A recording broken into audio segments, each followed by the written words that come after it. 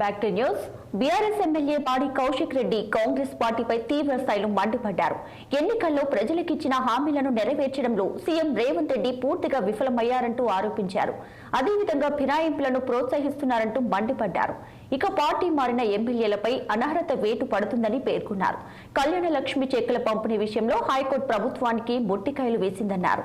మంత్రి పొన్నం ప్రభాకర్ పై తన పోరాటం ఆగదంటున్న పాడి కౌశిక్ రెడ్డితో మా political bureau chief Ram face to face. ఒక్కొక్కరిగా పార్టీని వీడి కాంగ్రెస్ చేస్తున్నారు. అసలు ఏం జరుగుతుంది బీఆర్ఎస్లో? ఇప్పటికే కేసీఆర్ పార్టీ ఫిరాయింపులను నివారించేందుకు మాత్రం చర్యలు చేపట్టని తెలుస్తుంది. వరుసగా ఎర్రబెల్లి ఫామ్ హౌస్లో వరుసగా ఎమ్మెల్యేలతో భేటీ అవుతున్నారు. దీంతో అసలు ఫిరాయింపులు అవుతాయా? అసలు ఏం జరగబోతుంది? కాంగ్రెస్ ప్రభుత్వం ఎందుకు బీఆర్ఎస్ టార్గెట్ చేసింది? మనతో మాట్లాడడానికి ఎమ్మెల్యే పాడి కౌశిక్ రెడ్డి ఉన్నారు. సార్ అసలు ఏంది ఈ ఫిరాయింపులో ఏంది? పార్టీలో నుంచి ఎమ్మెల్యేలు వెళ్ళిపోవడం ఏంది? అసలు ఏం జరుగుతుంది బీఆర్ఎస్లో? అసలు పార్టీని ఇచ్చిపెట్టిపోయిన నలుగురు ఎమ్మెల్యేకి ఇజ్జత్, మానం, సిగ్గు, శరం, లజ్జ లేదంటున్నాను. ఒకటి. రెండోది, నేను ఒక్కటే అడుగుతున్నా, ఇలా మీకు దమ్ముంటే మీరు అంత పెద్ద మొగోళ్ళు అయితే పార్టీకి ఎమ్మెల్యేకి పదవికి రాజీనామా చేసిపోరాదు పోయి. నేను ఎవడు ఉండమంటుండు? నీకు ఇష్టం లేకపోతే ఎమ్మెల్యే పదవికి రాజీనామా చేసిపోయి మళ్ళీ ఎలక్షన్ కొట్లాడుకుందాం, ఎట్లయితే అట్లా. కానీ బీఆర్ఎస్ పార్టీలో గెలిచి ఇంకో పార్టీలో పోవడం అనేది ఇది నైతికంగా కరెక్ట్ కాదు. ఖచ్చితంగా వీళ్ళు నలుగురు ఐదుగురు ఎంతమంది వేరు వాళ్ళందరినీ కూడా డిస్క్వాలిఫై కాక తప్పదు. గ్యారంటీ డిస్క్వాలిఫై అవుతారు. మంత్రి శ్రీధర్ బాబు చెప్తున్నారు అసలు ఫిరాయింపులు పార్టీలో మార్పులు పార్టీ మార్పు గురించి అసలు కేసీఆర్ కానీ టీఆర్ఎస్ కానీ అసలు అర్హత లేదని చెప్పి ప్రోత్సహించింది. అసలు ఈ సంస్కృతికి రాజ్యం పోషిందే కేసీఆర్ అని చెప్పి నిన్న ఢిల్లీలో శ్రీధర్ బాబు చెప్పింది. ఈ సంస్కృతికి ప్రోత్సహించింది కేసీఆర్ గారు కాదు, ఈ సంస్కృతికి ప్రోత్సహించింది కాంగ్రెస్ పార్టీ. మీకు గుర్తుంటే వైఎస్ఆర్ గారు ముఖ్యమంత్రి గారు ఉన్నప్పుడు ఇలా టీఆర్ఎస్ ఎమ్మెల్యేలను తీసుకున్నాడు.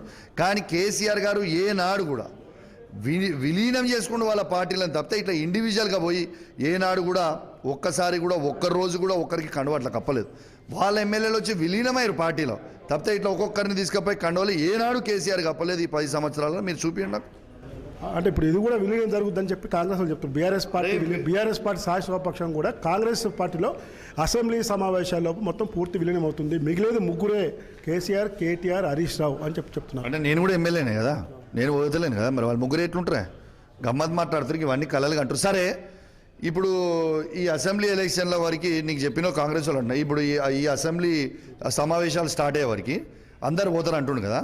అందరు ముగ్గురే కాదు, ఇంకే మేము అందరం ఉంటే గిట్లా మరి వాళ్ళు రాజీనామా చేస్తారా? అడుగు, సవాళ్ళు ఏంటిదే ఆయన మాట్లాడేది కరెక్ట్ కాదు. మీకు ప్రతిపక్షం అనేది ఖచ్చితంగా ఉండాలి. ప్రజలకి మేము ప్రశ్నిస్తూనే ఉంటాం. అరే వాళ్ళు ఎంతమంది ఉన్నా మేము 10 మంది కాదు, 10 మంది ఉన్నా, 20 మంది ఉన్నా, 30 మంది ఉన్నా బరాబర్ కొట్లాడతాం మేము అసెంబ్లీలో. ఏంది మంత్రి పొన్నం ప్రభాకర్ మీ గొడవ అయిపోయిందా? సమస్యపోయిందా? అసలు ఏంది అది పరిష్కారం అవుతుందా? సమస్యపోలే. ఖచ్చితంగా ఆయన స్కామ్ అనేది నడుస్తూనే ఉన్నది, ఇంకా నడుస్తూనే ఉన్నది స్కామ్. ఆయన ఒక చీటర్గా కరీంనగర్ జిల్లాలో మిగిలిపోబోతూ ఉన్నాడు. మెయిన్గా కళ్యాణ లక్ష్మి చెక్కులను వంచనీయకపోతే హైకోర్టుకు పోతే ఇలా హైకోర్టు మొట్టకాయలు వేసింది ప్రభుత్వానికి.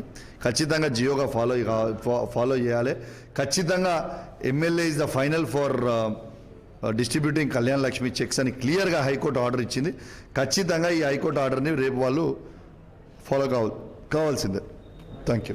బీఆర్ఎస్ పార్టీ ప్రజల పక్షాన పోరాడుతుంది. పోయిన ఎమ్మెల్యేలు కేవలం వాళ్ళ అవకాశవాద రాజకీయాల కోసం ఈరోజు వెళ్తున్నారు తప్ప, అదేవిధంగా మా మంత్రి పొన్నం ప్రభాకర్ జిల్లాలో ఒక సమస్యాత్మక మంత్రిగా మారిండు. దానిపైన కూడా నా పోరాటం ఉంటుందని చెప్పి ఎమ్మెల్యే పాడి కౌశిక్ రెడ్డి చెప్తున్నారు. బీఆర్ఎస్ పార్టీ అధినేత కేసీఆర్ ప్రజల పక్షాన నిలబడే నాయకుడు అని చెప్పి ఆయన ధీమా వ్యక్తం చేస్తున్నారు. బాన్తో రాములు, 6 హైదరాబాద్.